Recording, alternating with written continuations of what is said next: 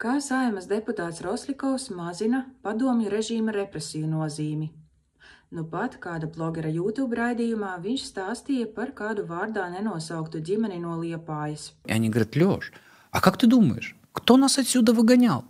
Говорит, наши, которые работали вот в то время на тот режим. Это были те же Янисы, Кристопы и Анжалы. Ты что думаешь, это сюда какие-то Геннадии приходили к нам на деревню? Нет. Когда еще раз депортацию вот конкретно организовывал этой семье, точно такой же этнический латыш, который просто присягнул. Rosļikovs mums atteicās minēt kādu papildu informāciju, līdz ar to pārbaudīt viņa teikto nav iespējams. Taču masveida izsūtīšanas uz Sibīriju organizē nevis savējie, bet gan padomju okupācijas varas drošības orgāni.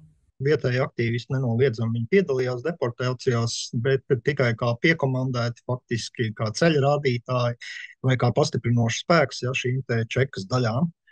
Ne pašas deportācijas, ne arī deportēto sarakstus vietēji aktīvisti neveidoja, un lielākoties, mēs varam teikt, viņi kalpoja kā tāds palīgs spēks šo te deportāciju īstenošanā.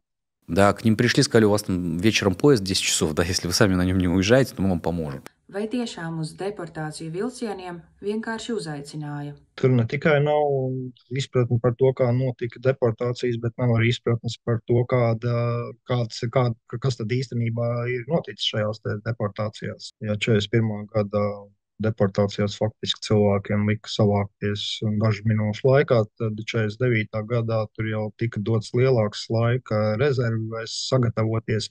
Nevienmēr viņi tika izpildīti, bet abos gadījumos, neviens labprātīgi pats nedevās uz šiem vagoniem. Tie bija lopu vagoni, kas bija sadzīti отсевищās стаcijās. Им это имущество вернули после того, как их обратно вернули сюда из Сибири. Padomju vara privāti īpašumu likvidēja, mājas un zemi nacionalizēja. Pat ja ļāva atgriezties dzimtajās mājās, tas nenozīmēja īpašumu atgūšanu.